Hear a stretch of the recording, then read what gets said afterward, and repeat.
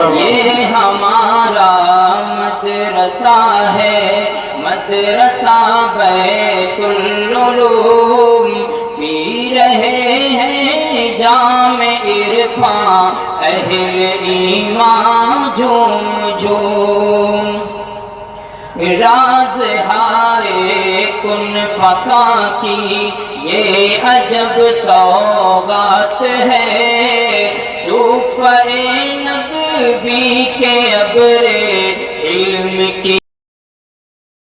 السلام علیکم ورحمۃ اللہ وبرکاتہ۔ ناظرین و سامعین، میں اسد اللہ سہیل اعظمی اور آپ دیکھ رہے ہیں AS اعظمی آفیشیل۔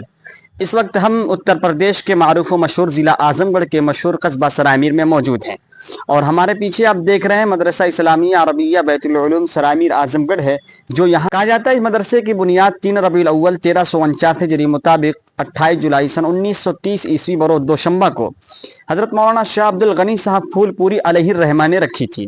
حضرت مولانا کے پیر و مرشد مولانا اشرف علی تھانوی کے حکم سے اس کا نام بیت العلوم تجویز فرمایا گیا تھا۔ اس مدرسے کی بنیاد اس دور میں رکھی گئی تھی جب علاقے میں بدعات و خرافات اور رسوم و رواج کا بہت تیزی سے چال چلن تھا، بڑھاوا ہو رہا تھا۔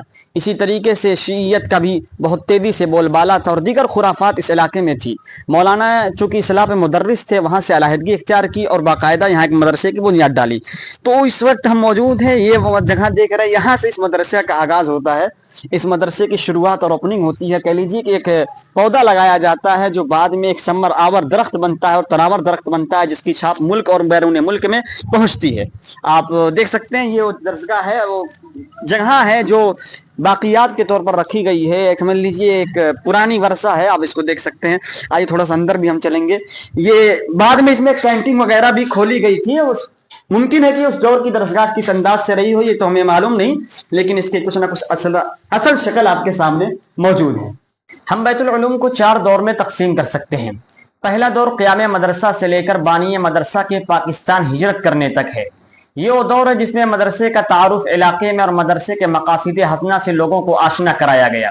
اسی دور میں یعنی بنیاد رکھنے کے تقریباً 17 سال بعد دور حدیث شریف کا قیام ہوا اور بانی مدرسہ نے بڑے بڑے اساتین علم و فضل کو اپنے مدرسے میں اکٹھا کیا، جن میں حضرت مولانا مسلم صاحب جون پوری، حضرت مولانا علی احمد صاحب کیریا پاری اور حضرت مولانا قاسم کوٹلاوی جیسے بڑے بڑے اساتین علم و فضل اس مدرسے میں آئے، اور اسی دور میں اس مدرسے سے نمایاں طالب علم فضلہ بن کر نکلے۔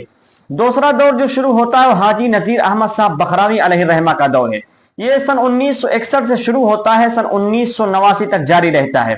اس دور میں مدرسے کا تعارف علاقے سے آگے بڑھا، ملک کے دیگر صوبوں اور دیگر قصبوں اور دیگر دیہاتوں اور دیگر شہروں میں پہنچا۔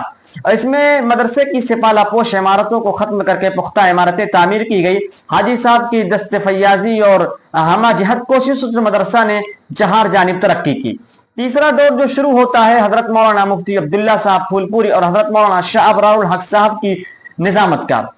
یہ دور تقریباً 29 سالوں پر مشتمل ہوتا ہے۔ اس دور میں مدرسے نے تعلیمی لحاظ سے جو نمایاں ترقی انجام دی اور جو پائی وہ آپ کی نظروں کے سامنے ہے، ساتھ ہی ساتھ مدرسے نے تعمیری عروج پایا۔ اس دور میں مدرسے کا تعارف ملک سے نکل کر بیرون ممالک تک پہنچا اور مدرسے میں تعلیم شعبہ جات کا اضافہ ہوا، تعمیرات میں اضافہ ہوا اور دیگر چیزیں جو مدرسے میں اب تک نہیں تھی اس دور میں پائی گئی۔ چوتھا دور جو شروع ہوتا ہے وہ حضرت مولانا مفتی احمد اللہ صاحب پھول پوری دامت برکاتہم کا ہوتا ہے۔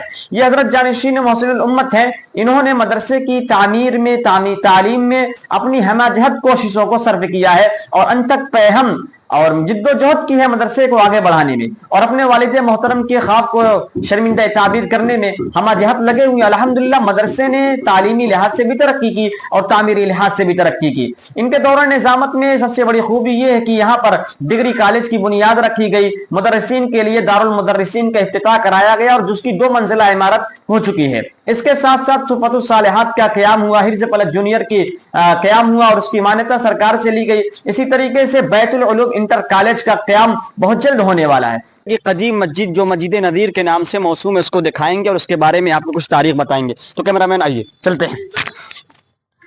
تو اس وقت ہم مسجد کے گیٹ پر موجود ہیں۔ اس کا 3 گیٹ ہے کہ یہ کہہ لیجئے کہ یہ گیٹ جو ہے یہ جنوبی گیٹ ہے اور ایک گیٹ شمالی گیٹ ہے اور اس کا ایک یہ گیٹ پوروی گیٹ ہے، اور اس کا ایک پچھمی گیٹ ہے. ہم اس وقت شمالی گیٹ سے نہیں بلکہ جنوبی گیٹ سے داخل ہو رہے ہیں اور اس وقت ہم مسجد کے اندر بالکل موجود ہیں. کیمرہ مین ذرا ادھر فوکس کیجئے اور دکھائیے مسجد سادگی کا پیکر جو ہے ایک بہترین مسجد ہے اور آپ چاروں طرف گھما کر دکھائیے. اس کے بارے میں اپنے ناظرین کو بتائیں گے کہ اس کی تاریخ کیا رہی ہے اور اس مسجد میں کب سے نماز ادا کی جاتی رہی ہے. کہا جاتا ہے کہ اس مسجد کی بنیاد جو ہے حضرت مولانا شبیر احمد عثمانی صاحب نے سن 1943 عیسوی میں رکھی گئی تھی, لیکن اس وقت اس کی تعمیر نہیں ہو سکی تھی.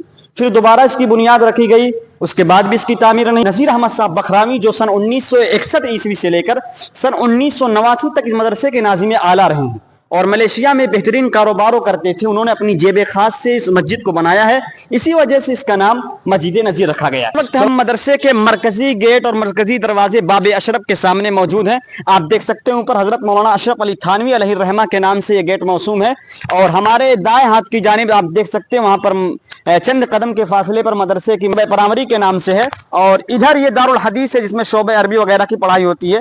آئیے اب ہم باب اشرف کے اندر چلتے ہیں. اس وقت ہم اندر موجود ہیں, باب اشرف سے ہم اندر آ چکے ہیں. آئیے اندر کا نظارہ اپنے ناظرین و سامعین کو دکھاتے ہیں. اس وقت جو ششماہی کی چھٹی چل رہی تو سارے طلبہ گھر جا چکے ہیں. گنے چنے چند طلبہ ہیں جو یہاں پر قیام پذیر ہیں, ہر شب و روز اس کی فضا سے معمور ہو رہے ہیں. اور یہ پیچھے ہمارے آپ جو دیکھ رہے ہیں یہاں کا کہہ لیجیے کہ مین دفتر ہے جو حضرت ناظم اعلیٰ صاحب دامت برکاتہم کا ہے. حضرت ناظم اعلیٰ صاحب یہاں موجود ہوتے ہیں اور یہاں کے مدرسین اور دیگر لوگوں کے مسائل کو یہیں سے بیٹھ کر حل کرتے ہیں. تو آپ اس بلڈنگ کو دکھائیے. کہا جاتا ہے کہ یہ بلڈنگ مدرسے کی سب سے قدیم بلڈنگ ہے, بعد میں اس کو اپڈیٹ کیا گیا, اس کا نیا ورژن ہمارے سامنے موجود ہے.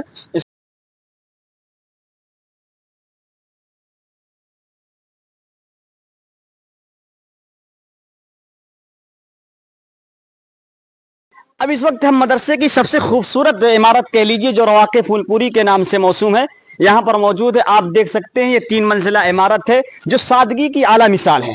یہاں پر اس وقت شعبہ حفظ کے طالب علم پڑھتے ہیں, لیکن چونکہ چھٹی ہو چکی جیسا کہ میں نے اس سے پہلے بھی کہا, اسی وجہ سے یہاں پر سناٹا نظر آ رہا ہے.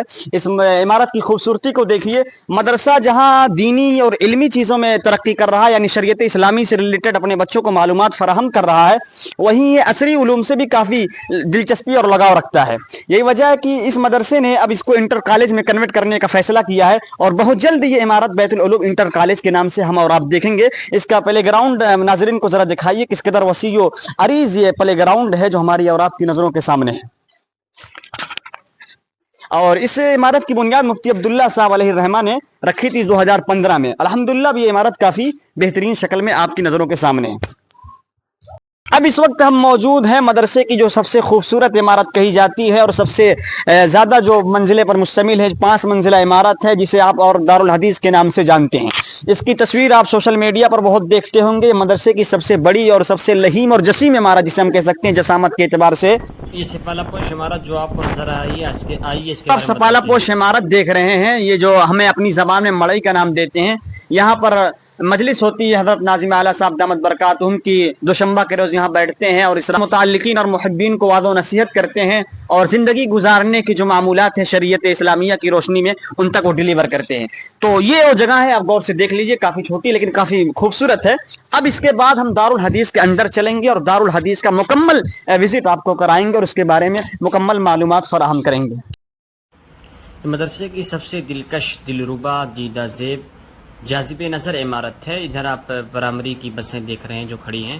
آئیے اب ہم دارالحدیث کے اندر چلیں گے اور مکمل ادھر سے ہم داخل ہو رہے ہیں. یہ تہہ خانہ ہے جس میں شعبہ عربی کی ابتدائی درجات کی تعلیم ہوتی ہے. فارسی سے لے کر عربی سوم تک یہاں تعلیم ہوتی ہے اور یہیں پر دفتر تعلیمات بھی موجود ہے.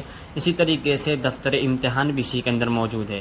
اب اس سیڑھی کے ذریعے ہم اوپر جا رہے ہیں. اوپر سب سے پہلے ہم یہاں جلسہ ہال دکھائیں گے جو وسیع و عریض ہے.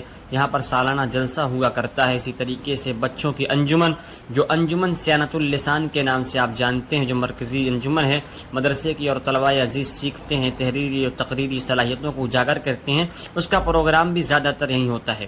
اور یہ جلسہ حال جو آپ دیکھ رہے ہیں ماشاءاللہ لال ماشاءاللہ کالے پتھروں اور اسی طریقے سے ماربل کے ذریعے اس کی تعمیر ہوئی ہے، آپ کے نظروں کے سامنے ہے، اس میں بتانے کی کوئی ضرورت نہیں ہے، نہایت خوبصورت اور دیدہ زیب اور جاذب نظر اور دلکش منظر آپ کے سامنے ہے۔ تو اس منظر کو دیکھیے اور کمنٹ کر کے بتائیے کہ منظر آپ کو کیسا لگتا ہے۔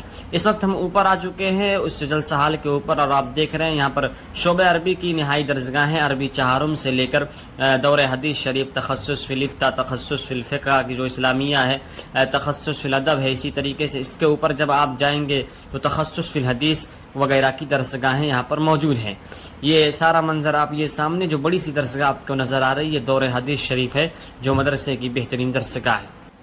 یہ مدرسے کی قبرستان ہے، اس کا پہلا گیٹ ہے جو باب سجاد کے نام سے موسوم ہے۔ حضرت مولانا مفتی سجاد صاحب جو پوری ثم العالمین علیہ الرحمہ یہاں پر مدرس تھے اور یہاں کے صدر مفتی رہے، مفتی صاحب کی نمایاں خدمات رہی اس مدرسے کے لیے۔